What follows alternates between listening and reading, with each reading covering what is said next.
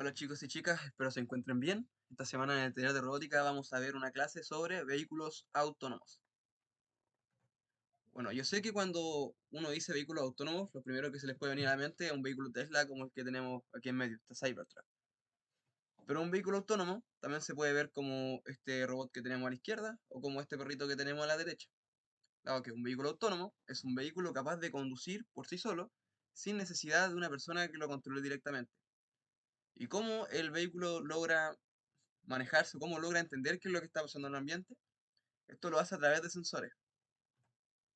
Si buscan en Google, la definición de sensor es la siguiente: dispositivo que detecta una determinada acción externa, ya sea temperatura, presión, o etcétera, y la transmite de manera adecuada.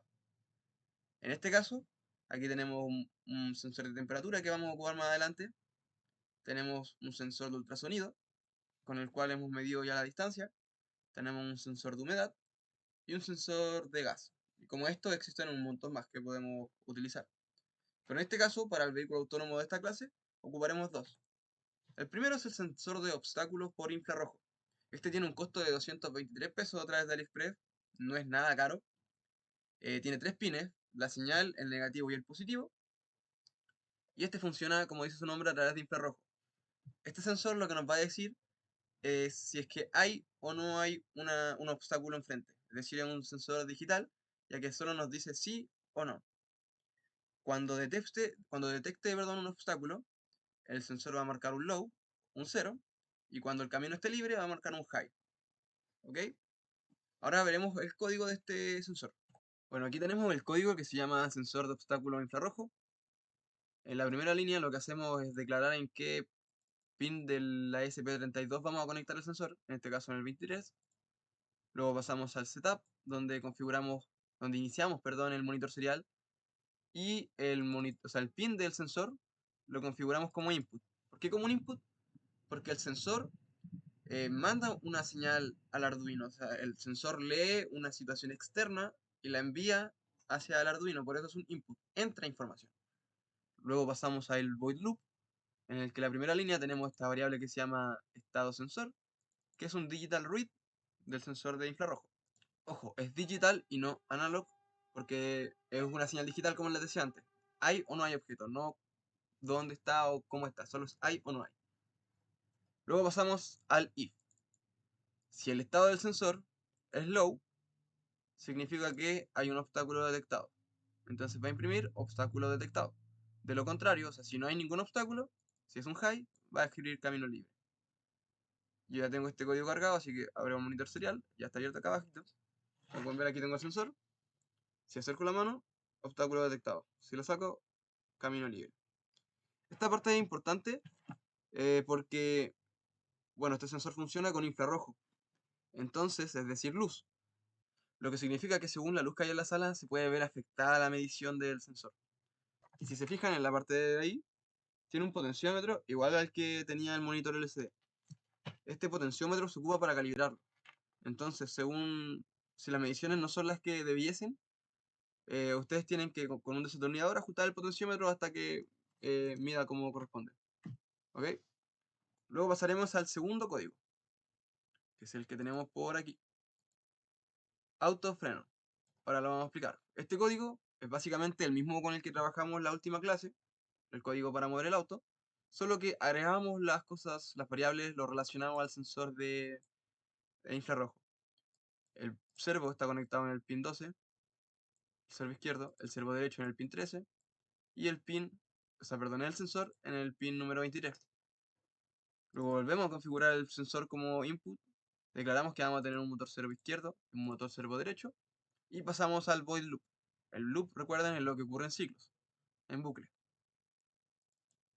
Tenemos una variable sensor, que es la lectura del sensor, y si sensor es low, es decir, si detecta un obstáculo, este stop, se detiene. Si detecta un obstáculo, se detiene. De lo contrario, es decir, si no detecta ningún obstáculo, avanza. ¿Ok? Y acá abajo tenemos más que nada las funciones para declarar los movimientos del auto. Adelante, atrás y stop. Vamos a subir este código para ver lo que hace. Ahora ya tengo subido el código. Si bien tengo el sensor tapado con los dedos, la idea es que, como mostrarán en el código, cuando detecta un obstáculo, el auto no se mueve. Y yo si saco mi dedo, es decir, deja de detectar un obstáculo, el auto avanza. La idea es que ustedes monten el sensor en el auto, aquí en los hoyitos que tiene, y lo hagan funcionar. Que avance si no detecta ningún obstáculo y que frene si lo detecta. Cuando ya tengan todos armado el auto con su sensor, va a ser el primer desafío de la clase, ¿ok? Mientras tanto pasaremos al segundo sensor, que es otro sensor con infrarrojo, pero este se utiliza para hacer un seguidor de línea. Bueno, es un sensor infrarrojo nuevamente, el cual tiene tres pines, igual que el anterior. Señal, positivo y negativo. Este sensor cuesta 416 pesos por AliExpress, lo cual también es muy barato. Y ahora veremos el código para ver cómo funciona. Bueno, aquí tenemos el código del sensor infrarrojo sigue línea. El sensor lo volvemos a conectar al pin 23, igual que antes. Iniciamos el monitor serial. Nuevamente el sensor va a ser declarado como un input. Y pasamos al loop. Estado es el digital read del sensor. Si estado es low, o sea, es un 0, significa que detectó una línea negra. De lo contrario, o sea, si es high, significa que está en una superficie blanca. Ahora estoy terminando de subir el código para que lo probemos. Bueno, aquí tenemos el sensor sobre una hoja blanca y el monitor serial nos indica superficie blanca. Si yo lo cambio a la superficie negra de mi escritorio, nos indica línea negra. Lo paso a la hoja blanca, en el escritorio el negro. Blanco, negro. Entonces nuestro sensor está funcionando como corresponde. Blanco, negro. Si se fijan, prende una luz. Entonces ahí vemos que es un high el color blanco y un low el color negro. Ya habiendo revisado que nuestro sensor funciona correctamente, pasamos al código 4, que es este de acá. Auto sigue líneas. Bueno, al principio incluimos la librería del servo, igual que en los códigos anteriores. Bueno, al principio incluimos la librería de la SP32 con los servos. Tenemos servo motor izquierdo, servo motor derecho. Declaramos los pines para los servos, 12 y 13 para izquierdo y derecho respectivamente. Y en este caso ocuparemos dos sensores, el sensor izquierdo al pin 23 y sensor derecho al pin 22. Luego pasamos al void setup, donde ambos sensores son declarados como input. Y declaramos que tenemos dos motores servo. Bueno, y ahora pasamos al loop. Tenemos la lectura del sensor izquierdo y del sensor derecho. Si el sensor izquierdo detecta un low, es decir, detecta una línea, y el de la derecha no, nos movemos a la izquierda. Si no, pero el sensor de la izquierda detecta un high, o sea, no detecta línea y el de la derecha sí, avanzamos a la derecha. De lo contrario, paramos. En otras palabras, si el sensor izquierda detecta una línea, nos movemos a la izquierda. Si el sensor de la derecha detecta una línea, nos movemos a la derecha. Y si no pasa ninguna de estas dos condiciones, estamos detenidos. Y aquí abajito es igual que antes, solo funciones para el movimiento del auto. Tenemos adelante, atrás, stop, izquierda y derecha. Ahora vamos a ver cómo funciona. Bueno, y ahora vamos a ver en la práctica lo que hace este código. Yo los pegué los sensores de una manera un poco artesanal, bastante fea. La idea es que ustedes lo hagan con separadores y pernos. Y los sensores, un detalle es que los sensores tienen que quedar lo más abajo posible. Y miren, cuando detecta blanco a los dos sensores, o negro los dos sensores, no va a hacer nada.